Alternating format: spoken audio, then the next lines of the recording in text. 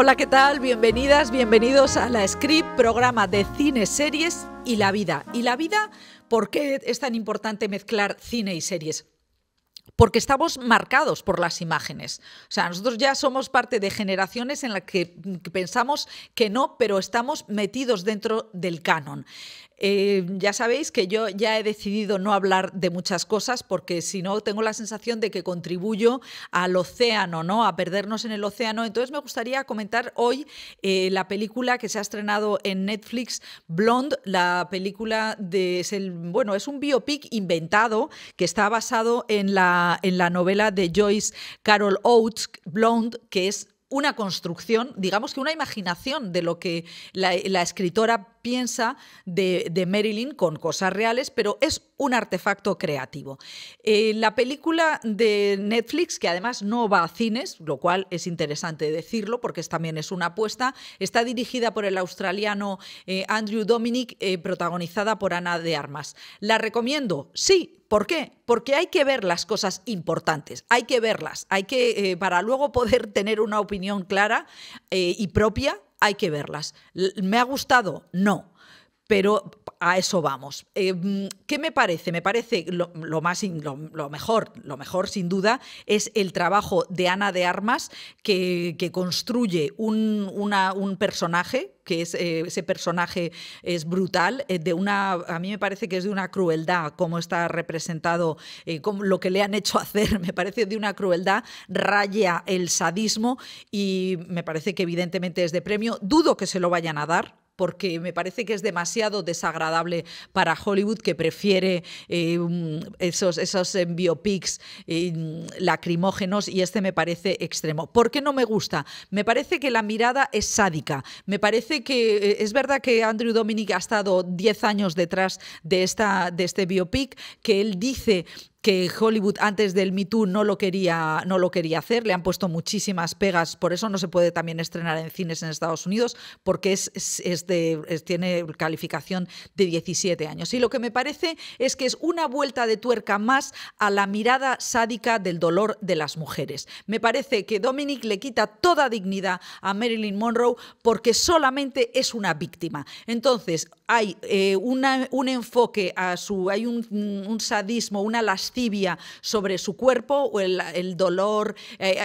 Pues sencillamente alguien que va a disfrutar del sadismo de ver a esta mujer bellísima, cómo es maltratada por toda la profesión. Además, es una enferma mental, que eso también lo era, pero además serían muchas más cosas que el director no nos muestra. En cambio, la novela de Oates sí, de tal manera que lo que me cabrea es la mirada. Es una mirada Lars von Trier, es una mirada a la mater dolorosa, al cómo las mujeres sufren maravillosamente bien. Y yo creo que eso ya basta. Me hubiera interesado que esta película lo hubiera hecho una directora y que hubiera visto otras cosas. O sea, que lo que hay no me interesa. No digo que esté mal hecho. Y es tan irritante que me parece que evidentemente es muy claro con respecto a que la industria del cine normalizaba las violaciones. Además es brutal la manera que tiene de ver cómo la trataban, pero me parece que traiciona en el momento en el que estamos. Es decir, me parece que no es una película útil para el siglo XXI en el que estamos y con lo que representó Marilyn, porque al fin y al cabo lo que están haciendo con Ana de Armas es volver a poner a un sex symbol humillado. Y una cosa que a mí me parece muy importante, Marilyn Monroe no estaba flaca. Eso para las mujeres es importante decirlo. Y después de este cabreo que me he cogido, me voy a relajar porque tenemos un programón para pensar y para mirar el cine de una manera especial. Vamos a hablar con Juan Diego Boto, que estrena En los márgenes, una película que es mucho más que una película de desahucio. Y luego vamos a tener en el estudio de La Script a la Pija y la Kinky, que son los Zetas, la generación Z que más lo peta, y vamos a hacer un poco excavación en su historia. Así que no os mováis porque empieza La Script. Y como os decía, estamos con Juan Diego. Hola, Juan. Hola, encantado de estar aquí. Mira, lo primero, lo de Juan Diego, a ti no te llaman Juan Diego, te llaman Juan. A mí me llaman Juan. En el colegio de pequeño me llaman Juan Di, pero quitando el colegio, Juan siempre. Sí. ¿Y por qué ha quedado el Juan Diego? Bueno, en realidad es mi nombre. Es un nombre compuesto, Juan Diego. Pero no sé, la gente siempre me llama Juan. Bueno, pues A veces me llamaban. A veces hay gente que decía: Jo, ¿cómo me gustó la película que hiciste con tu padre? La esa de Vete de mí y tal. Dale saludos a tu padre. Y mucha gente pensaba que yo era hijo de Juan Diego. Esto me ha pasado toda la vida. ¡ah, qué maravilla!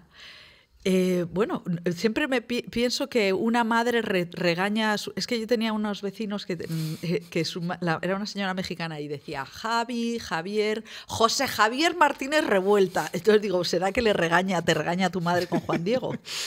No. Bueno, Juan. Sí. O sea, yo era Juancito y cuando en los enfados era Juan. Juan. Bueno, pues Juan, felicidades por En los márgenes, que se estrena esta semana, ópera prima como director, con guión de Olga Rodríguez y tuyo, y producido por Penélope Cruz, con Luis Tosar. Bueno, una película maravillosa con muchos más actores que sobre los desahucios, pero sobre la vida, es un poco como que nos pone a dialogar con quien no conocemos, ¿no? Siempre, claro, tenemos que empezar por el principio. ¿Por qué? ¿Por qué? ¿Y por qué no? En realidad, ¿por qué? O sea, supongo que el por qué profundo es porque es algo que está ahí, que con lo que convivimos constantemente y que solemos no mirar, ¿no? O sea, el origen así un poco más prosaico de la historia, lo he contado alguna vez, esto surge de una conversación con Penélope Cruz, que ella salió de ver un espectáculo que yo estaba haciendo hace muchos años en Madrid, una obra de teatro que se llamaba Un trozo invisible de este mundo. Y me acuerdo perfectamente, la de las maletas. Sí. Y nada, me dijo que por qué no escribía algo para que hiciéramos juntos, alguna historia para hacer en cine. Y bueno, yo me puse a escribir. Ella me pidió que por qué no una historia de celos. A mí la historia de celos no me salió. Escribí una secuencia en la que una pareja discutía por celos la noche antes de su desahucio y me interesó el tema de los desahucios. Y bueno, empecé a indagar, se lo comenté a Olga Rodríguez, mi compañera. Ella conocía mucha gente que estaba en asambleas de vivienda o abogados o trabajadoras sociales y empezamos a investigar sobre ese mundo, ¿no? Y también sentimos que hablamos mucho, como es normal, hacemos muchas historias sobre problemas de clase media, con casas de clase media. Bueno, las películas y las series, sobre todo españolas de clase media, son unas casas que, mira, no las he catado yo en la vida, ¿eh? Claro, esas cocinas. Esas cocinas, esos salones, esas cocinas americanas que dices, ¿quién las tiene? Y sentíamos que nos apetecía mucho contar en realidad una historia de pobreza, de decenas de miles de personas que viven, incluso teniendo trabajo, en una situación pues con casas mucho más precarias, con vidas mucho más precarias, con situaciones mucho más precarias, ¿no? Y fundamentalmente una historia de mujeres, que es en la esencia lo que es la película. Y es un thriller, o sea, a mí me parece que como género es un thriller, tiene lugar en 24 horas antes de un desahucio, son como eso, varias mujeres, ¿qué les está pasando? Y ese tono a mí me gusta mucho la idea del thriller cotidiano, o sea, yo voy a veces en el metro y veo a gente muy cansada, veo a mujeres que van con bolsas de comida y noto tensión. O sea, la tensión de lo cotidiano me parece brutal. O sea, esa sensación de está pasando, qué angustia. O sea, ¿por qué asociaste la precariedad con el thriller? En parte porque de todo el tiempo que estuvimos conviviendo con familias que estaban en un proceso de desahucio o lo habían vivido o estaban luchando contra él, había dos cosas que se repetían una y otra vez. Una era el tema de que viven con una espada de Damocles, con una sensación de que en cualquier momento les llega la notificación de desahucio, en cualquier momento se planta la comisión judicial en su puerta. Entonces viven con una sensación de angustia constante donde el tiempo es una cosa que va marcando su vida. Y otra cosa que comentaban siempre era, a veces es un proceso muy largo, muy tormentoso, donde sienten que están como en mitad de una tormenta y que la cosa es mantenerse en pie. Entonces eran como dos elementos que eran muy inspiradores de thriller, una cosa típica del thriller es el contrarreloj. Siempre claro, hay un tic-tac, tic-tac. Hay una bomba que va a explotar y que tienes que resolver, que es y tratar de evitar ese desahucio. Y luego la sensación de que estás sometido a empujones por todas partes y que se trata de mantenerte en pie, que son dos elementos muy de thriller. Y luego también porque pensamos, o sea, desde el principio lo que queríamos era tratar de acercar la historia a espectadores que no sean la parroquia habitual. Quiero decir, que la película estuviera envuelta en un artefacto, en una estructura que pudiera entretenerte desde el principio y contarte y narrarte esta historia sin soltarte y manteniendo el interés y manteniendo la atención, ¿no? Que pudiera ser una historia para todos los públicos. Sí, porque a mí, bueno, me gusta mucho esa idea de que las mujeres en el llevar lo cotidiano son las que acarrean el peso de lo práctico, ¿no? Sí. Son esas bolsas de plástico que van al metro, y esa idea de cómo las mujeres viven los momentos dramáticos y cómo los viven los hombres. Explícanos por qué habéis querido hacer eso, que es tan bonito ver cómo Penélope hace de una es cajera, intenta sobrellevar la parte legal, el niño que se ha quedado ya sin hablar porque está angustiado. Es una cosa que vimos a lo largo del tiempo que estuvimos con todo el proceso de investigación. Una y otra vez veíamos que fundamentalmente, si tú vas a una asamblea de vivienda, fundamentalmente son mujeres. Hay algunos hombres, pero diría que el porcentaje es de 80-20, casi de 90-10. Fundamentalmente son mujeres. Y son mujeres que cuando llega el momento de la crisis absoluta, muchos hombres se vienen abajo, muchos hombres tienen puesta su identidad en el hecho de proveer, de ser los que trabajan, de mantener a la familia. Cuando eso se quiebra, no pierden pie. Es como que no saben cómo adaptarse. Y más aún cuando ellas dan un paso al frente y dicen, bueno, la familia hay que cuidarla. Sí. Voy a ir a una asamblea de vivienda, voy a hablar con abogados, voy a ir al banco, voy a pelearme con el director del banco, voy a ir a una manifestación, y empiezan un proceso de luchar por cuidar a sus hijos, por cuidar la casa, por cuidar el afecto, por cuidar la familia, donde además normalmente van muchas veces empoderándose y viendo que pueden, que se hacen capaces, y que además tienen que tirar de un hombre que muchas veces se cae, que es muy frágil.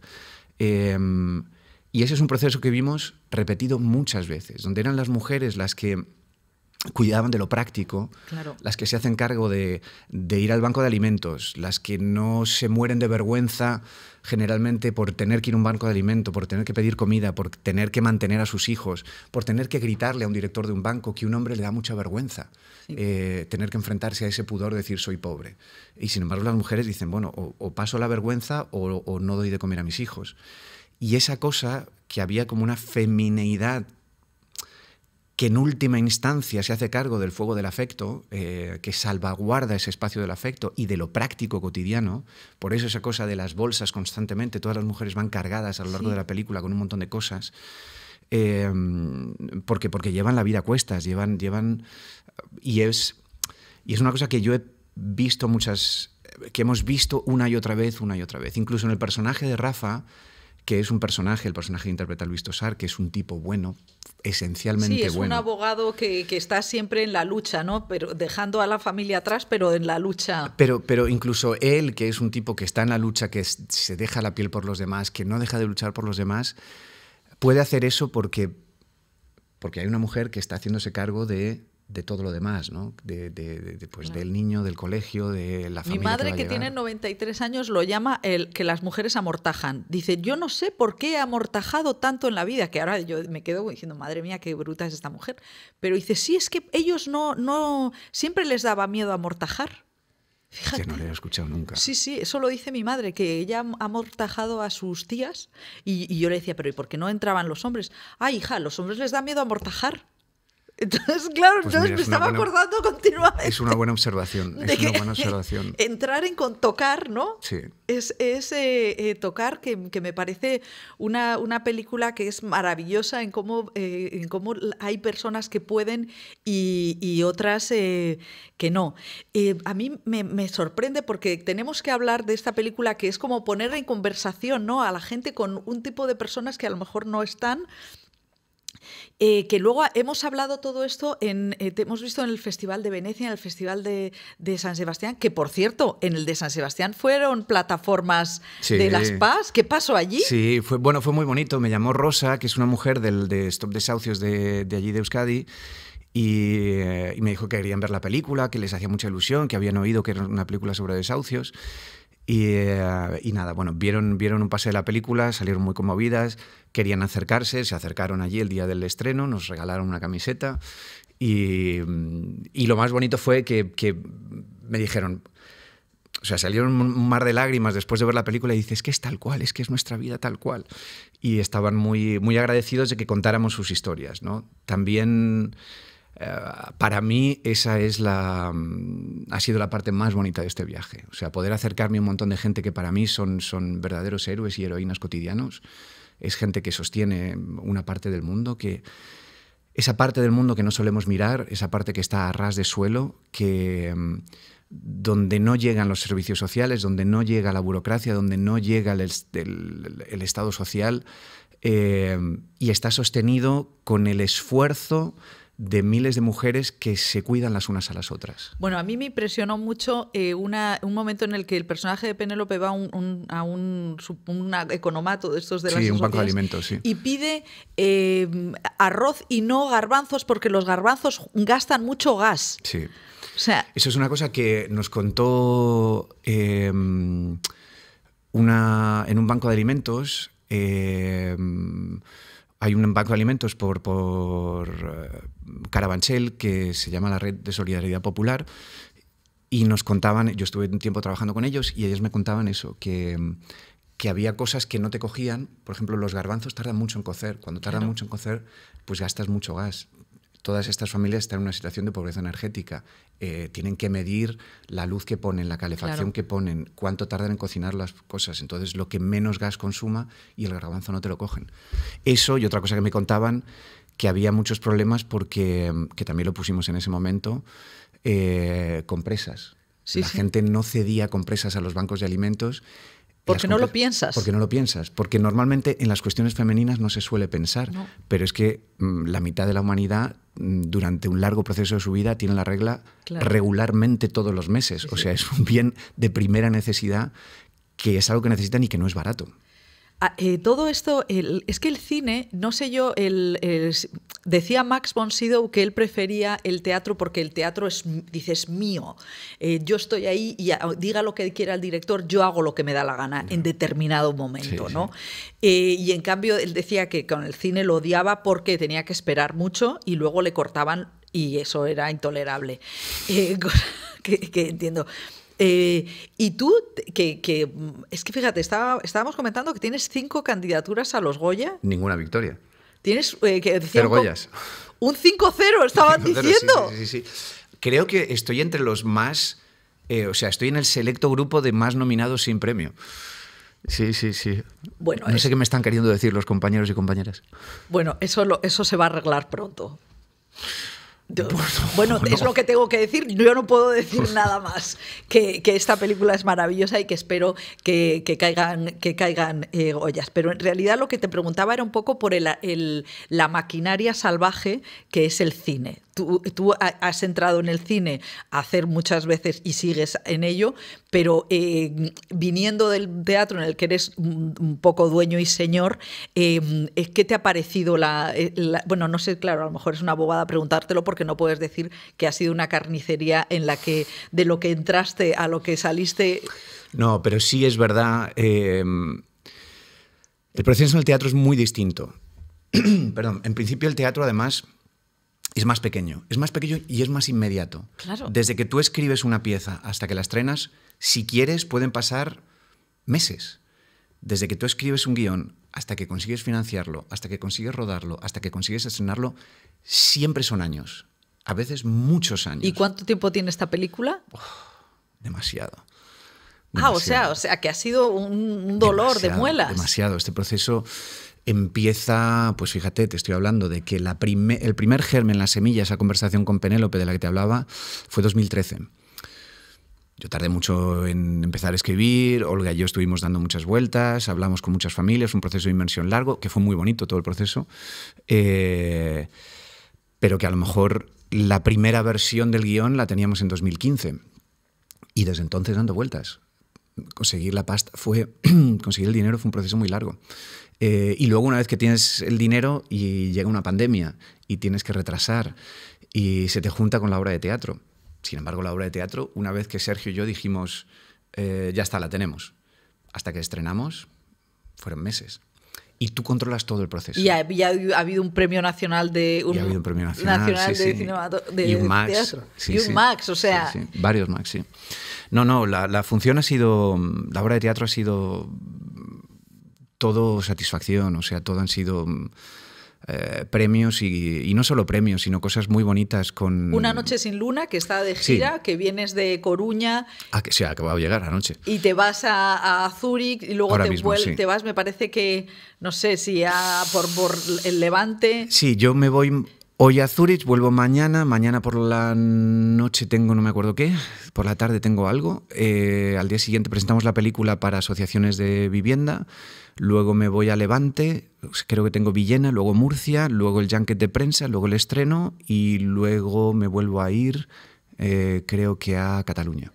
Y nosotros solemos preguntar por qué haces, qué ves si ves algo en la vida, pero no sé yo qué ves. ¿Tú ves series, ves cine? ¿Qué ves? Pues sí, intento. Lo que pasa es que ahora veo muy poco. Pero mira, el otro día vi con mi hija, ahora estamos en todo un proceso de... Ya tiene 13 años mi hija. Y estamos intentando que vea otro tipo de cine, que ya puede ver otro tipo de cine. Y el otro día vimos con ella El Padrino 1 y El Padrino 2, que para mí era un momento importante. ¿Por qué? Pues porque la trilogía del Padrino para mí es una pieza clave en la historia del cine, es una obra maestra incuestionable y es como que he esperado el momento de no hay que verla demasiado pronto, no vaya a ser que no le guste. Y bueno, quería ver si en ella causaba el efecto similar que causó en mí cuando la vi la primera vez. Bueno, entrevistamos a Yolanda Díaz y nos dijo que El Padrino le parecía el poder total. Claro. O sea, que era como ver directamente su vida ahora mismo. Me decía Salma, mi hija se llama Salma, me decía Salma ayer, dices, son todos unos cínicos, papá, son todos unos cínicos. Y digo, es que de eso va, es una reflexión sobre la familia y el poder, sobre el poder y la familia, básicamente, es una reflexión del Padrino. La absoluta corrupción del poder, ¿no? Y además con tintes de tragedia griega, ¿no? Un hombre que parece un hombre bueno destinado a salvarse y termina heredando todos los dolores de los padres, ¿no? Y sí, yo creo que es el mejor análisis que se ha hecho sobre la enfermedad del poder. O sea, que hacéis, me imagino que a tu hija también la dejarás tranquila y que veas las tonterías hay mucha teleserie adolescente, libre, ¿no? Sí. O sea, que no, en eso... Porque, por ejemplo, mis hijas me temían. O sea, ya llegaba yo ahí con y me decían, no, ya no quiero ni los 400 golpes ni nada y tal. Mi hija lo primero que pregunta es ¿quién muere? Te voy a poner una película y me dice ¿quién muere? O sea, porque entiende que el cine que nos gusta a nosotros es alguien muere, alguien tiene cáncer, alguien lo pasa mal, sí. ¿No? Es como, vale, películas de estas. El otro día le pusimos Thelma y Louise y antes de empezar dijo ¿quién muere? No. Y dijimos, le iba a decir, no muere nadie, pero pensé, no mientas. Pero bueno, Thelma y Louise es maravillosa. O sea, que eso le gustó. Sí, le gustó. Además, también lagrimita al final. Bueno, la verdad es que por eso creo que el cine es un mundo tan raro, porque te vimos en Venecia, que nos reíamos mucho porque la mujer de Tosar se había caído al canal, porque es como una feria. O sea, el mundo de los festivales es, me imagino, que mucho más disparatado que el mundo del teatro. Sí, y además vas con una película que es una película muy interesante, muy frenética, pero que dices, ¿qué pinto yo aquí vestido con estos smokings? Sí, más cuando has hecho esta película, ¿no? Cuando estamos hablando de precariedad, estamos hablando de necesidad, estamos hablando de de un trozo invisible de este mundo, ¿no? Una cosa sobre la que no queremos reflexionar o no queremos mirar. Y además con la llamada constante de las compañías, las amigas de las asociaciones de vivienda, que era como mucha suerte en Venecia, que vaya muy bien. Y tú ahí te ves con el smoking pensando en, yo qué sé, pues en Elsa, que tiene el desahucio la semana que viene, en Carmen, que está lidiando otra vez con problemas con los niños. Bueno, pues estás pensando en toda esta gente que has conocido, que ya son amigas, que ya las quieres, y tú estás ahí con tu traje, con tus cosas. Y luego también con esta cosa que ocurre en los festivales donde todo el mundo piensa que es muy importante, que esto es muy importante. Son importantes las historias que contamos, pero esto que hacemos no es tan importante como nos pensamos en los festivales, donde parece que el mundo se circunscribe a esa cosa de es que no has hecho el plano, es que sin embargo esta reflexión de, bueno, está bien, pero hacemos cine, contamos historias, o sea, somos como padres contándole un cuento para dormir a nuestros hijos y ya está. Sí, yo me acuerdo que Soderbergh vino con Solaris, que es la película que era como la de Tarkovsky, y entonces fue como en los 90, había una rueda de prensa súper intensa, y entonces Soderbergh dijo, perdone, pero es que yo no estoy curando el cáncer. Claro. Y yo dije, hombre, qué tío, qué capaz, porque es verdad, le estaban echando una bronca, porque había profanado a Tarkovsky. Claro, además Tarkovsky en un festival de cine, tocar a Tarkovsky es como... Entonces era como, dijo, o sea, esto, que yo no curo el cáncer, o sea, esto es una cosa así, tal, pero bueno, sí que curas, yo sí que creo que hay algo de curar, que hay la fuerza de la representación es tremenda, ¿no? O sea, que yo creo que en parte sí que lo de las flores y la rosa, el pan y las rosas, esas cosas que yo sí que lo he aprendido en el teatro y en el cine. Sí, es verdad que el arte, y además yo lo digo siempre, y lo digo en Una noche sin luna, es verdad que todos necesitamos el pan, porque todos necesitamos un trabajo y un techo bajo el que dormir, pero vivir no es el mero hecho de sobrevivir. Vivir es poder disfrutar de la vida, poder disfrutar del amor, de bailar, de cantar, de todos los elementos que hacen de la vida algo hermoso, porque lo otro sería subsistir como esclavos. Y el arte, de alguna manera, contribuye a fabricar esas rosas que son... O sea, yo creo que todos nuestros momentos de felicidad están vinculados o están mediados a través de una canción, de un baile, de una película. Recordamos esa canción con la que bailamos con esa novia o ese novio, ese libro que nos cambió la vida, claro. Esos momentos que de alguna manera muchos están vinculados al arte, que son los que hacen que la vida valga la pena, ¿no? Claro, y bueno, porque tú representas un hombre muy concienciado hasta el punto de que has hecho un corto que se llama Una noche con Juan Tigoboto, que es que yo no lo había visto y me lo ha puesto Larry, nuestro realizador Miguel Ángel Larraya, que es maravilloso, en el que tú, porque yo siempre digo, pero si este se está riendo de nosotros, porque tú tienes, aparte que en las series haces de hijoputilla tremendo, o sea, eso es una cosa que yo creo que te tiene que divertir mucho, que tú eres como, tienes muchas vidas en la vida de Juan, ¿no? Entonces, tienes esa faceta en las series, ¿por qué te ven como esa malísima persona? No lo sé, pero está muy bien, está muy bien. Yo soy muy partidario de ser mala persona en el cine porque te permite sacar todos los rincones oscuros que todos tenemos. Lo que agradezco es que me ofrezcan comedia de vez en cuando, muy poca, pero de vez en cuando. Víctor siempre me ha visto ese lado cómico, Víctor García León. Sí, y ahora porque Borja. Vete de mí era que con tu pero padre... también era un cabroncete. Eras un cabronazo, sí. los espaguetis. Sí, una escena terrible. Mira, yo ahí sí que te hubiera dado el Goya, te lo hubiera dado por los europeos. Yo soy, vamos a tener que hacer campaña. Fue un bonito trabajo. La verdad es que yo las 2 veces que he trabajado con Víctor lo he disfrutado muchísimo porque son procesos creativos muy divertidos. Tanto trabajar con... o sea, le gusta soltar, improvisar, jugar mucho con los actores, y yo con Juan, que es una pena que ya no esté, con Juan Diego y con Raúl Arévalo disfruté mucho el proceso. A las órdenes de Víctor se trabaja muy bien. ¿Y qué comedia te gusta a ti de ver? ¿Qué comedia le vas a poner a Salma? Yo soy muy de todo tipo de comedias. A mí es verdad que las de Víctor me gustan mucho, tienen esta cosa como ese pozo de amargura, de cinismo, que en realidad es lo más español. O sea, yo siempre pienso que Los ingleses tienen el drama de Shakespeare, los franceses tienen la tragedia de Molière y nosotros tenemos la miseria del Quijote. O sea, el cinismo, la ironía. O sea, lo típico español es el Quijote y el Lazarillo de Tormes, el pícaro, la ironía, el cinismo. Eso es lo naturalmente español, que es Berlanga, esta comedia oscura, esta comedia amarga, esta comedia cínica, ¿no? Hacer el verdugo, hacer el pisito. Son siempre comedias donde nos reímos de una forma amarga de nosotros mismos. De hecho, tu personaje en Los Márgenes también tiene su momento. Sí. Tiene su momento canalla. Hay dos.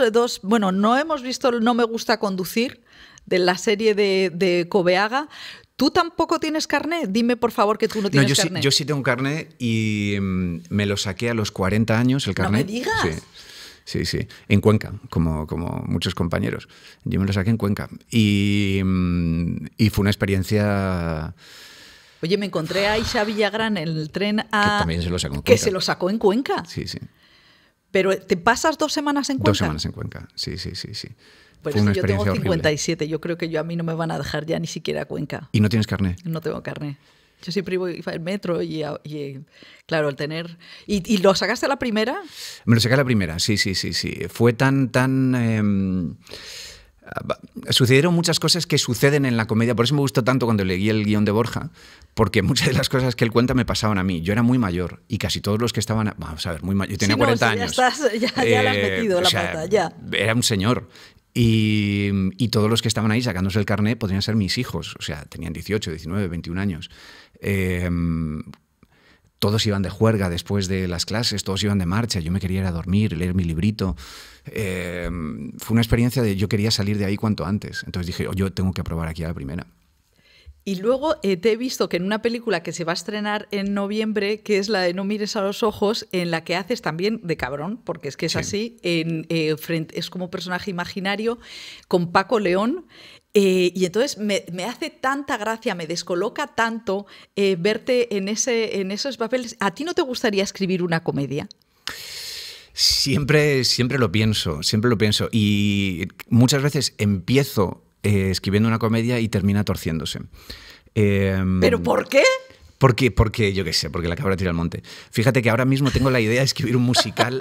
Tengo una idea para hacer un musical, pero la verdad es que es un musical un poco dramático. Pero que empieza como una cosa muy luminosa y va torciéndose. Bueno, no sé, las cosas que se te ocurren no puedes luchar contra ellas, son las que se te ocurren. ¿Y tú de pequeño eras intenso o tú eras bicho? ¿Cómo eras de chaval? No, yo siempre he sido bastante intenso. A ver, la infancia nuestra fue una infancia compleja. No había mucha... En los 70, nosotros llegamos a España en el 78... no había mucho argentino entonces, no había mucho migrante, no era como ahora. Éramos los raros del colegio, los que hablaban raro, los que teníamos un acento raro. Yo tenía el pelo largo, además. Recuerdo entrar... Nos incorporamos tarde al colegio, nos cambiamos muchas veces de casa, con lo cual muchas veces de colegio. Y recuerdo entrar un día al colegio y que una niña dijera, ¡ay! Un chico dijo, ¡qué niña tan guapa! Y yo pensé, ¡oh! ¡Qué mal! Empezamos mal. O sea, siempre fui como con una adaptación compleja, con una historia, bueno, pues veníamos de mi madre con un exilio, mi padre que no estaba, la conciencia del drama siempre presente, con lo cual, bueno, o sea, me lo empecé bien, disfruté de la infancia, pero tuvimos una infancia complicada, ¿no? Y luego económicamente, hasta que las cosas empezaron a ir bien para mi madre, primero fueron bastante mal, ¿no? Con lo cual, con mucha conciencia o sea, adultizado prematuramente. Y contabais que Penélope y tú os habíais conocido en la escuela de tu madre. ¿Y tú cómo veías tu madre es Cristina Rota, por su escuela han pasado, pues, en fin, muchas generaciones? Pero ¿y tú cómo veías a todos esos chavales que iban a la escuela de tu madre, ¿no? Porque, claro, tú estabas allí porque era lo natural. Claro. Pero claro. ¿tú qué pensabas? Porque también a mí siempre me da miedo cuando la gente quiere ser actor o actriz tan pequeños. O sea, de hecho no me gusta entrevistar a gente muy joven, porque tengo la sensación de que les puedo herir de alguna manera. O sea, hay algo tan frágil, que tantas ilusiones, que no sé cómo veías tú a todos estos, toda esa gente, toda esa chavalería con esa ilusión tan... Es una situación complicada porque por un lado tienen la ilusión, tienen las ganas y cuando las tienes dices, bueno, pues pelea por ello, si ese es tu sueño, pelea por ello. Pero por otro lado, uno que es consciente... O sea, yo he visto a lo largo de los años los grupos que se van graduando de la escuela y sé por experiencia que de los 20, 25, 30 que se gradúan, a 5 les va a ir bien, 10 van a conseguir más o menos vivir y el resto no va a poder dedicarse nunca al oficio. Lo normal en mi profesión es que no consigas vivir de tu trabajo. Eso es lo normal. Lo extraordinario es que te vaya bien. Lo extraordinario es que puedas vivir cómodamente de tu trabajo. Eso es la excepción. Y sin embargo, todos peleamos por la excepción y todos entran en la escuela confiando en que ellos van a ser la excepción. Y está bien, tienen ese sueño. Cuando tienes una vocación tienes que pelear por ello. Pero a la vez a veces te dan ganas de decir, bueno, está bien, pero que sepas que esto es muy, muy, muy, muy, muy difícil. Muy improbable, ¿no? Muy improbable, muy improbable. Y no es por desanimar a nadie, pero es que es la realidad, es muy improbable, es muy difícil. Somos muchos, somos muchas y hay poco trabajo. Claro, esa es la realidad. Y luego yo creo que tiene que haber, no solamente, que Isabel Coixet dice una cosa muy bonita, que no le gusta la palabra resiliencia, que prefiere rebeldía, ¿no? Porque resiliencia da la sensación de aguantar lo malo, ¿no? Solamente. Y a veces, claro, esas cualidades que tiene que tener la gente del arte, ¿no? Para aguantar eso es una cosa tremenda. Entonces, ya has contado muchas veces que Penélope y tú erais compañeros en la escuela de tu madre, que os echó de un Shakespeare del escenario. ¿Tú qué cualidad crees que tiene Penélope Cruz para estar haciendo esa escalada? ¡Pum, pum, pum, pum! Porque tiene cualidades, evidentemente, que son brutales, personales, sí. ¿no? Sí. Y que son excepcionales también. O sea, para empezar lo evidente, tienes que tener talento. O sea, para empezar lo evidente. O sea, es evidente que tiene mucho talento para transformar para captar sentimientos y emociones y transformarlos en algo creativo. Eso es un talento innato que ya tiene y que supo perfectamente en los años de aprendizaje entender, adaptar y saber cómo manipular, ¿no? Luego tiene una enorme ambición y una capacidad de resistencia infinita. Y lo que tiene además es una intuición para leer a los seres humanos que no solo le sirve en el trabajo, o sea, no solo le sirve como actriz, sino le sirve en todo lo externo al trabajo. Ella entra en una reunión y sabe lo que cada una de las personas que están ahí, o a una prueba y sabe lo que cada una de las personas que están ahí, por dónde quiere que vayas, qué necesita, qué está buscando. Y eso es una cualidad que ella tiene. Ella sabe cómo negociar. Yo le decía siempre, es que eres la productora ideal porque vas a pelear por lo que tú consideras que tiene que ser la película a muerte, porque es dura. Sea, si desea algo va a pelear por eso hasta el final. Es verdad que empezó pronto y empezó con buenos trabajos, pero también dio saltos que podían haberle salido muy mal. O sea, ella se fue a Hollywood muy pronto sin tener absolutamente nada asegurado allí, sin tener una carrera consolidadísima aquí. Aquello podía haber salido muy mal y fue un empeño de, bueno, pasarlo un poco mal un tiempo hasta que empezó a pasarlo bien, ¿no? No, y además yo creo que no fue fácil su llegada, porque yo sí que he visto que al principio le daban mucha cera por ser latina, por estar con Tom Cruise. O sea, ha habido cosas feas y sí, ella sí. ha resistido. Y como cría, como adolescente, ¿qué tenía? Tenía mucho talento y mucha dulzura. Yo creo que todos los de nuestra clase lo recordamos. Era un muy buen curso. Nuestro curso era un muy buen curso. Estaba Ernesto Alterio, estaba Armando del Río, Aitor Merino. Había mucho talento en ese curso. Y yo creo que todos recordamos una escena que ella hizo, un acercamiento a las criadas de Jean Genet con otra actriz que luego se fue a Estados Unidos, que se llamaba Nicolín. Y fue realmente espectacular. Eran muy jóvenes, hicieron un acercamiento a una obra dificilísima como es Las criadas, dificilísima, que a todos nos dejó realmente impresionados. Esa intuición, ese talento que tenía ya tan joven, bueno, pues ha ido creciendo. Pues sí, totalmente. Bueno, tenemos que terminar. Yo, de verdad, tenéis que ver En los márgenes, es una película maravillosa. Bueno, por no hablar de todos los actores y actrices de reparto, Adelfa, Calvo. Adelfa está maravillosa. Todos los actores, de las cosas que más me gustan a mí de la película es el trabajo que hacen los compañeros y compañeras, que realmente creo que son muy buenos trabajos. Sí, y también Una noche sin luna, que está de gira, y entonces, como ya es difícil, ya nos has pasado, y además en algún sitio hemos vuelto, volvemos.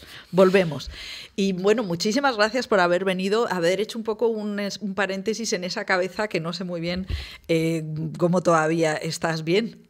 Bueno, porque no estoy bien. Estoy como Julieta Serrano es que no estoy curada. Pues así estoy yo.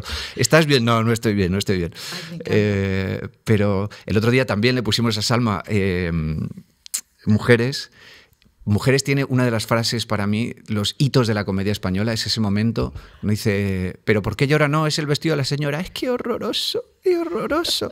Me parece de los puntos más altos de la comedia española. La película se estrena en Los Márgenes, está mañana 7 de octubre salimos a salas y espero ver a todos los espectadores allí. Todos. Bueno, muchísimas gracias, Juan. Gracias a ti, María. Que te agradezco mucho que hayas venido y nosotras seguimos en La Script con lo que la vida nos traiga. Y seguimos en La Script. Desde Juan Diego Boto pasamos a La Pija y la Kinky, que es un podcast número 1 presentado, creado por estas dos bellezas que son Carlos Peguer y Mariange. Sí. Número 1, pero vamos a ver, pero ¿cómo puede ser número 1 un podcast que yo he escuchado que habláis más que los entrevistados? ¿Cómo coño se hace eso? Pues no haciéndolo, es que no entrevistamos. Es que eso nosotros lo decimos, que nosotros no hacemos entrevistas, nosotros invitamos a gente. A ver, que hemos hecho por ahora 3 entrevistados. Claro, entrevistados. Bueno, entrevistados. Eso, gente que se sienta con nosotros a hablar. Claro. Pero yo creo que la magia de todo esto es no saber absolutamente nada de la persona con la que vas a hablar, más allá de que es tu colega. Es de tu colega y podéis tener una conversación que no sea incómoda sin la necesidad de, bueno, has sacado un disco, has sacado película, has sacado no sé qué. Pero vamos a ver, ¿habéis tenido a Rosalía? Sí. ¿Y cómo lo habéis conseguido? No es que no hemos hecho nada nosotros, Claro, fue idea suya. ¿Fue ella? Fue Rosalía la que nos mandó un mensaje diciendo, bueno, me encanta lo que hacéis, voy a estar por Madrid por si queréis grabar un podcast, yo me apunto, yo me activo. y nosotros, no, estoy No. muy ocupado, tía, es que no puedo.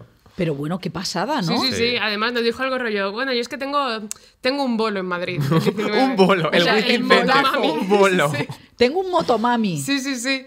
¡Ostras! Bueno, primero vamos a hacer un poco la arqueología. Claro. Porque Mariange... ¿Es Mariange? Mariange. Mariange. Sí, es que es complicado. Es María Ángeles. Es María Ángeles. Es María de los Ángeles. Yo la llamo María Ángeles y la gente A siempre me veces. dice... Es A María de veces. los Ellos lo llaman Ángeles. María sí. Ángeles. O sea, que tu madre, como antes decía yo con Juan Diego Boto, te dice ¡María Ángeles! Claro, sí. Ok. Mariange es de Murcia. Eres cartagenera. Sí, de Cartagena. ¿Y qué pasa? ¿Por qué se ha puesto de moda Murcia? Y creo... O sea, había no como- puedo entender cómo de repente, ostras, eres de Murcia y ya de repente tú... Todo el mundo es de Murcia, ¿eh? O sea, ¿tu éxito es por ser de Murcia? Sí. Cartagena. Completamente. Pero no, yo creo que sí. No éxito como tal, pero hay un nicho muy grande del que yo me he nutrido de Cartagena. Siempre saco Cartagena. Da igual la conversación Sí. que sea, sale Cartagena. De hecho, con Rosalía hablé del Fútbol Club de Cartagena, del equipo de fútbol de Cartagena. Y hay cosas más interesantes que hablar con Rosalía, supongo. Entonces, Mariange es Cartagena y tú eres... De Badajoz. Pero Badajoz no estamos con el mismo... No tienes el mismo hype. No, la verdad que no. Está muy de capa caída Badajoz. Ahora he venido yo a revitalizarlo. Claro. Bueno, entonces vamos, yo siempre necesito saber un poco de dónde salís. O sea, ¿por qué acaba luego lo de la pija y la kinky? ¿Qué es esa mierda? What the fuck? La fija y la kinky es un nombre que se le ocurrió a Carlos. Y él dice que no, es que se te ocurrió a ti. Se me ocurre- Es que yo no me acuerdo de esto. No se acuerda, a mí no se me yo ocurrió. creo que me estás haciendo luz de gas con esto. Se le ocurrió a él en junio de 2019. No, 20, No, es verdad, 21. 21. 2021. O sea, el año pasado. Sí, pero es que para mí ha pasado muchísimo tiempo. Ah, me encanta eso, porque vosotros sois veinteañeros cortos. Sí, 23. 23. O sea, no sois zetas ya. No lo sé. Estamos como en el límite raro, en el límite de que no se sabe si somos o no. ¿Zetas o qué? Zetas o millennials. Estamos en el No, límite entre... millennials sí. no sois. Es el límite entre el Zetas y millennials. ¿Centennials es lo que va antes de Zetas? Mira, Antes de guapa, si Z- no lo sabes tú, eso Antes ya... de Z va millennials. Antes de Z... ¿Y Centennials son Los, después de Zetas? yo creo que vosotros sois centennials. Sí, ¿no? Centennials es entre millennials y Z. O sea, los centennials, a mí la sensación que tengo es que los centennials tenéis los pies más en el suelo y os reís de los millennials. Los millennials sí que es una generación que creo que ha sido mucho más happy flower que nosotros. Nosotros somos un poco más nihilistas Más que los cínicos, millennials. sí. Sí, más cínicos. Pero no esperáis grandes cosas de la vida. No, ¿qué coño voy a esperar yo? Vamos. O sea, vamos a ver, un poco más de historia. Vosotros llegáis de Badajoz y de Cartagena a Sí. Madrid. Llego yo antes, él llega un año después. ¿Y tú llegas a qué estación de tren? Yo vengo en coche, de hecho, porque, Claro. ¿Sí? Yo Sí. también, porque no de Extremadura ni tren. claro, en Cartagena, no, tú cuando coges un tren en Cartagena no sabes dónde vas a acabar. O sea, ¿Y el coche es tuyo? no, no. El coche es de mi tío porque vivía aquí. Entonces yo vine aquí con 17 años, que todavía no tenía 18, a Es hacer Bellas Artes en la Complutense. ¿Y qué haces aquí? Totalmente. O sea, Bellas Artes.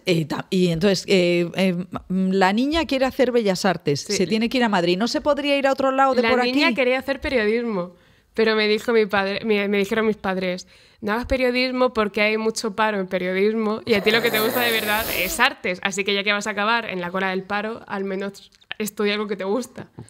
¿Qué pasa? Que después he acabado trabajando en algo que está más ligado al periodismo que a las artes. Pero vamos a ver, entonces has hecho Bellas Artes. Sí. ¿Y has acabado el TFG? Lo acabé Junio. este junio. Pues muy bien. De hecho, lo acabé el día que hablé con Rosalía, que se grabó lo de Rosalía. Yo venía de presentar mi TFG. ¿Y de qué era tu TFG? De Cartagena. ¿Era sobre Cartagena? Era un fotolibro de Cartagena. Ostras, macho, ¿cómo es Cartagena, no? Sí, Es sí, una sí. tierra que te Es chupa. que yo no sabía que diera para tanto Cartagena hasta que no la conocía a ella. ¿Verdad? porque En Sí, sí, esa sí. tortilla. Y entonces, Carlos, tú llegas a Madrid de Badajoz ¿para hacer qué? ¿Y Vale. cuándo y cómo llegas? Llegué con 18, en coche también porque no hay tren. ¿Conducías tú? ¿Tenías No, coche? No, mi padre. Me trajo mi padre, me dejó aquí y me dijo, hala, buena suerte, y se fue. No, en plan, tenía mi piso y mis cosas. Y llegué a hacer ingeniería de software. Estuve 6 meses y dije, yo esto no lo puedo hacer en mi vida. Y luego ya me puse a hacer filología inglesa. Bueno, no es filología, es una carrera parecida, se llama Lenguas Modernas, Cultura y Comunicación. Y no la he terminado todavía. Pero ¿quieres terminarla? Es que me quedan 3 asignaturas, me queda muy poco. Es que No luego- quiero terminarla, pero ya es por rabia, o sea, la voy a terminar por Pero rabia. es que sienta muy bien terminar las cosas. Yo Sí, también sí. sí. Buah, total. O sea, que la voy a terminar porque por narices ya, pero apetecerme no me apetece mucho. Y nada, me puse a trabajar en segundo de carrera, he ido saltando de cosas. ¿Y Ahora, trabajar en qué? Pues empecé en un Corte Inglés a trabajar. ¿En sección de qué? En financiera pidiendo a la gente recibos impagados. Era el Eres cobrador del agradable. frac. Él era el cobrador del frac del Corte El Inglés. maricón del frac. Y entonces, ¿y cómo os conocéis? Nos conocemos por internet. Es que eso sí que es muy Z. A ver, En 2014, 2014, 2015, 2015, sí. sí, o así. pero entonces erais adolescentes. Claro, Claro. éramos muy chiquis. Pero entonces cada uno estaba en Londres y Sí. otro en California. Sí, peor. Uno estaba en Don Benito y otro estaba en Cartagena. ¿Tú eres de Don Benito? Sí. Que ya no tiene nombre. Ahora está el de Vegas, ¿cómo era? Vegas Altas, pero lo han denunciado porque hay un pueblo que se llama igual, entonces están ahí como en un rifirrafe. Pero tú no tienes acento de Don Benito. No, mi familia no tiene acento, nadie, no sé por qué. ¿Por qué? No lo sé, no hay ningún motivo. ¿Y tú tampoco tienes acento? No, pero es que en Cartagena no es el mismo acento que hay en Murcia. En Cartagena es mucho más liviano. Y aparte mi familia no tiene acento tampoco. A mí las familias sin acento me parecen sospechosas. Es a investigar, ¿verdad? ¿eh? Es un poco O investigar. sea, ¿por qué? Es como me dices, un sevillano sin acento. Ya, eso Porque no, yo eso tengo no acentaco basta. de Madrid, Sí. pero vosotros no. Yo no tengo ninguna explicación para esto, más Ya. allá de eso. Mis padres no tienen acento, mi familia, mis abuelas y eso, pero yo nunca he tenido. Eso me parece rarísimo, ser de Don Benito y no tener acento. Entonces, ¿vosotros os conocéis en Internet en 2014 cómo? Pues Por Twitter. sí, fue por Twitter porque hay una cosa que nos unía mucho a esa generación y eran Emma Roberts Emma Roberts, y Audrey Hepburn. sí. Y era como... Que son como dos espectros totalmente. Son la pija y la kinky. Son la pija y la kinky. Pero la cosa es que yo era de Audrey Hepburn y tú eras de Emma Roberts. de Emma Roberts. Y era, pues, nada, teníamos como de iconos. Yo una foto de Audrey Hepburn o algo así y tú una de Emma Roberts. Sí. Y era como, wow, a mí también me encanta Somos esto. tan iguales. Y entonces en Twitter, que es una cosa antiquísima. Para vosotros Twitter lo despreciáis profundamente. Eso No, es la red los- social que más usamos. Es la que más ¿Ah, usamos, sí? pero Sí. ergo es la que más despreciamos. Sí. Pero ¿y por qué usáis Twitter? O sea, yo Twitter lo entiendo, todo lo demás no lo entiendo. Y no entiendo por qué, por qué oscila tanto. Nosotros Twitter, porque es la red social en la que nos hemos criado, yo creo. Sí. O sea, yo es la primera que tuve, porque mi primera cuenta de Twitter me la hice en 2010, que yo tenía 11 años en 2010. No, yo tardé más. Pues mi primera cuenta es de 2010 y es la que hemos usado siempre. Y yo creo que también fue la primera red social en la que empezamos como a tener seguidores y eso. Entonces fue como la primera vez que generábamos una audiencia en cualquier sitio. También es la única red, o sea, yo creo que oscila tanto porque es la única red social que permite opinión amplia. O sea, está creada para que el lenguaje sea de opinión, para que haya debate. En Instagram no funciona así. No tiene un recorrido como el que tiene Twitter. No Claro. existe esto de contestar. Te contesto, me cago Claro, en ti, sí, tal, sí, no sí. sé qué, me uno a la bronca. Sí. Efectivamente, como que Instagram es más personal, más en una dirección, y Twitter es como mucho más transversal y mucho más abierta a un debate. Entonces, vosotros os conocéis vía satélite, o sea, por Twitter, ¿y cuándo os conocéis físicamente? Yo fui a Don Benito Vino a verme a mi pueblo. Sí, por sí. su cumple. O sea, si, Tía, ¿cómo llegas? Ah, bueno, fuiste desde Madrid en claro, autobús. Claro. si no fuese gay, podríamos ser novios, pero es gay. Esto le va a encantar a tu madre. Sería una historia de amor, pero no pudo No sé, serla. esto le da- Bueno, pero tener un amigo gay también es un clásico. Me da mucho caché. Vital. Bueno, que no te dé caché Soy un porque todas lo complemento. tenemos. O sea, vamos a ver, antes de que existiera la homosexualidad, teníamos amigos gays. O Sí. sea, A ver, pero eso- es como tener una amiga que parezca modelo. Es como. se es verdad complementa que muy parece bien. modelo, es Yo es verdad. que fui modelo. Ah, es verdad, es que no ¿tú parece. fuiste modelo? Sí, yo desfilé en la Fashion Week. Ostras. Y mírate ahora. ¿no? Y mírame ahora, Y mírate haciendo ahora. un podcast. Bueno, entonces, vas a Don Benito. Mamá, esta es Marian. Sí. Ay. Y luego yo me fui a su piso a Madrid. Sí. Y luego ya cuando vine aquí a Madrid, pues eso, ya empezamos como a vernos más. Y entonces, ¿cómo decidís que, bueno, la pija es Marian y tú eres la kinky? No. Ah, ¿no? No. Yo soy la kinky y Carlos es la pija. ¿Tú eres la pija? Sí. Pero Es que es lo que decimos siempre, ni uno es pija, no hay nadie ni No, pija claro. ni kinky, pero entre los dos yo estoy más cerca del espectro macarra y Carlos está más cerca del espectro católico. Sí. Católico ¿tú apostólico. has ido a colegio de curas? Sí. No me digas, ¿todavía sí. hay colegios de curas? Sí, Joder, sí, lo que sí, le sí. queda. ¿Y qué tal? A mí o sea, es que era un poco como muy Harry Potter, de que era todos somos una familia, estamos todos aquí juntos todo el día. No sé, era divertido. Yo tampoco estaba como... ¿Y había curas de verdad? Sí. Pero tampoco eran era... actores. No, pero no, que... claro, yo como no, No he ido a era- colegio de curas... No era como muy estricto con el tema de la religión, en plan, yo les decía, yo en este momento no creía en Dios, luego ya sí, que es lo gracioso. ¿Ahora crees en Dios? Ahora sí. Fíjate. Pero cuando era adolescente no. Entonces, en ese momento, yo les decía no creo en Dios y me dejaban salirme de las misas y me iba a fumar un piti y así, tranquilito. Marian, ¿y tú eres de colegio público Sí, de colegio público. y no dabas, no había, ahora ya no hay ni ética ni nada? Nunca la ha habido. Nunca ha habido Es ética, que nunca ha iba- habido orden. Totalmente. No, era una cosa que iba como cambiando de año en año, en plan ética, ciudadanía, iniciación a la filosofía. Era como, iban cambiando. Sí, es Estudio.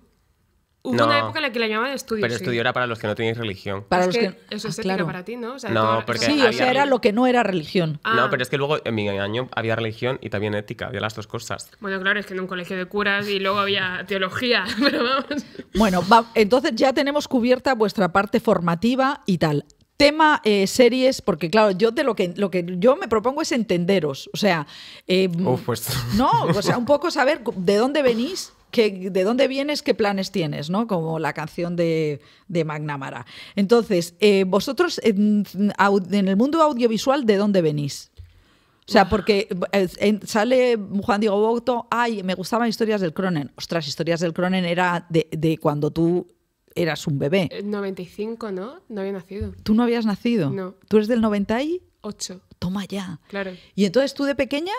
A ver, yo de pequeña supongo que vi lo que vi ahí todo el mundo, que era Disney, La Tortuga Manuelita, La tortuga No, marina me pero en encantaba. plan en tus años formativos. Ah, en mis años formativos. No, también está bien bueno. saber qué te pasó a ti con Disney. Yo estaba loca con Disney, pero yo me disocié completamente de la realidad con Disney. Mi película favorita era La Bella Durmiente y yo de pequeña... La antigua, la de la Sí, la de horrible. la VHS.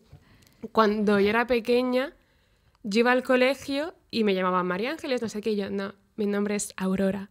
Porque yo creé tal disociación y tal como idolatría hacia la Bella Durmiente que yo creía que me llamaba Aurora y que yo era la Bella Durmiente. A Carlos le va a dar un parraque. No, si es que yo esto ya me lo he contado muchas veces, Claro. a mí no me está sorprendiendo. O sea, que tú eres de la Bella Durmiente y nunca has sentido que Disney te apretara. O sea, que te ponía el mundo de los príncipes azules. A ti todo eso lo has superado No, totalmente. a mí me daba igual. Te daba O sea, igual. yo simplemente veía me gustaban los dibujos y me gustaban las princesas, pero como que el mundo de los príncipes en Disney para mí era totalmente secundario.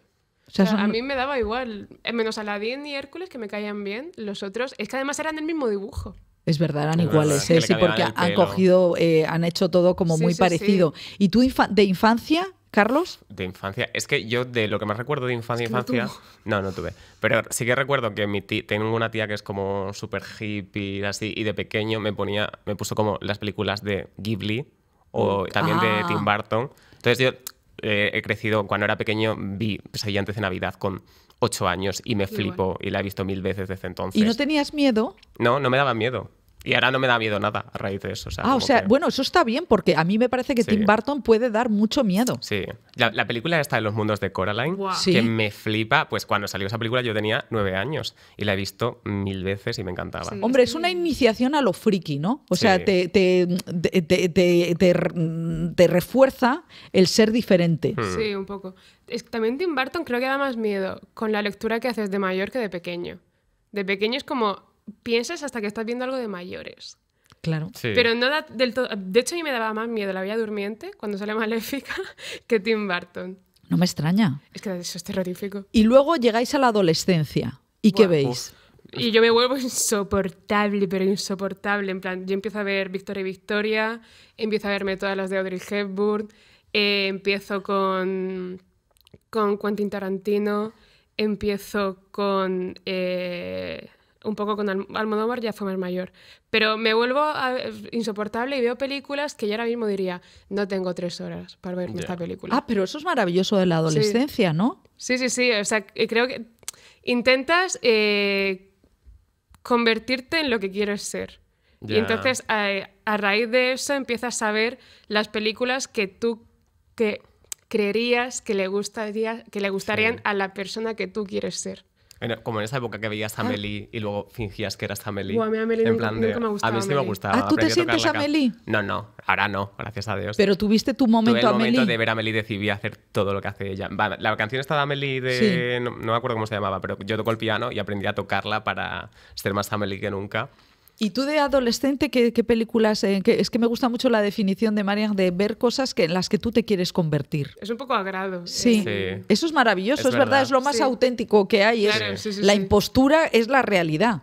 Yo es que de adolescente no recuerdo ver películas, lo que sí veía eran muchas series. Veía Skins, que nos volvimos Ya. todos locos con Skins.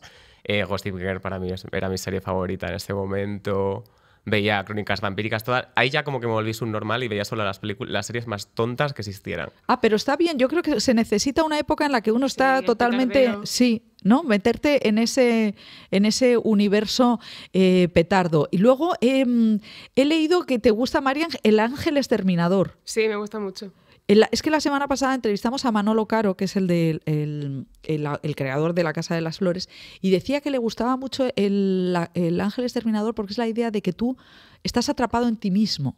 Sí, es una película que, bueno, es buñuel al fin y al cabo, pero no tiene ningún sentido ni cómo empieza ni por supuesto cómo acaba. En plan, ¿por qué ha muerto una persona en un salón y por qué habéis intentado romper la pared para poder salir si está la puerta y ni siquiera hay puerta? Totalmente. Y no sé, también yo la he visto muchas veces, pero no hay Le ha ninguna... salido el murciano. O Le sea, he visto a veces- muchas veces. Que sí, muchas veces me A sale, veces ¿eh? sale. Sí. Nunca le doy una lectura con sentido. O sea, creo que hay una cosa que le pasa al cine y es que todo el mundo busca una explicación Y es como... Me has matado ahí, ¿eh? Sí, ¿Por qué? Por eso, sí, es verdad. En el cine todo hay que explicarlo. sí, y encima Buñuel, creo que si hay algo que no puedes explicar es a Buñuel. ¿Y ahora qué veis? Lluvia de albóndigas.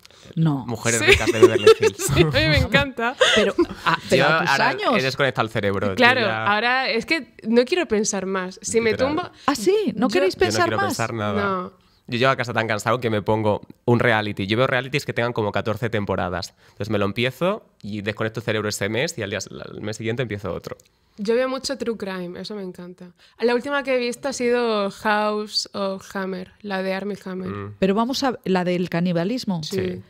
Pero vamos a ver, yo es una cosa que no entiendo. Yo llego a mi casa y veo a mis hijas cada una en una habitación viendo cosas que me preocupan. Yo, mira, ¿Por yo, qué? Una, plan, una true hace crime. esto, no, una ve True Crime y otra hace lo que tú, que Se ves la pija la mierdas sin final. Y tú dices, pero ¿qué he hecho mal? Mira, mi padre es así, en plan, mi padre me dice muchísimas veces, buah, he visto esto, creo que te puede gustar. Y yo sé que tú piensas que me puede gustar y en otra situación me gustaría, pero yo ahora mismo estoy tan cansada que lo que quiero ver, recibir estímulos. Claro. O sea, yo me intenté ver por mi padre Young Pope y porque sí, Maravillosa. es maravillosa, tiene una fotografía de la hostia, O sea, la me cantidad de- aburrió de- muchísimo. Así. La dejé. A ver, sí que es Yo- cierto que es una serie que dijese, si los fotogramas fuesen parte de un álbum de fotos, me lo vería y me encantaría. Y es súper bonita, pero me aburrió.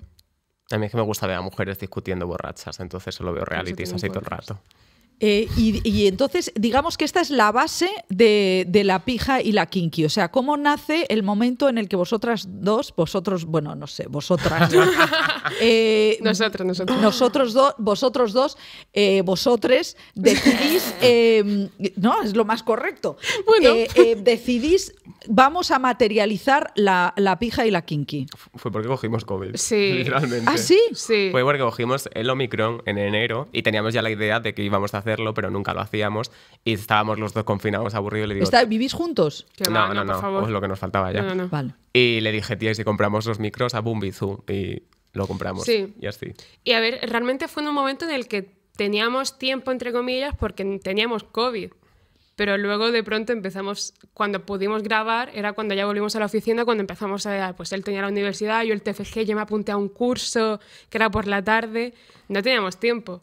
Pero bueno, empezó como algo de colegas, como, vale, vamos a dedicarle el mínimo tiempo posible. Y no fue así, Nunca. no fue así. Y ahora, o sea, pero porque vosotros sois espontáneos, o sea, ¿vais a mantener la espontaneidad o porque esto ya empieza a ser un negocio?